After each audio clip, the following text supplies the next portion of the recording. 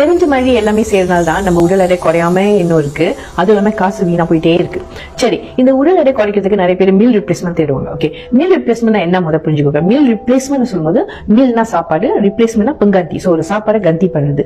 இந்த meal replacement concept வந்து நிறைய காரணத்துக்காக இருக்கலாம். ஸோ அவங்களுக்கு சாப்பிட முடியாது, அவங்க வந்து லிக்விட் ஃபார்ம் தான் சாப்பிட முடியும், அவங்களுக்கு மீல் ரிப்ளேஸ்மெண்ட் இருக்கும். ஸோ அவங்களுக்கு உடல் எடை பெருகிறதுக்கு ரொம்ப சின்னதா இருப்பாங்க, பெருகிறதுக்கு மீல் ரிப்ளேஸ்மெண்ட் எடுப்பாங்க. உடல் எடை குறைக்கிறதுக்கும் மீல் ரிப்ளேஸ்மெண்ட் எடுப்பாங்க. ஓகே, ஸோ இல்ல சில சத்துகள் பற்றாக்குறை இருக்கு, அதுக்காக மீல் ரிப்ளேஸ்மெண்ட் எடுப்பாங்க. ஸோ இந்த மீல் ரிப்ளேஸ்மெண்ட் வேற வேற காரணத்துக்கு இருக்கு, வேற வேற ஃபார்முலால இருக்கும்.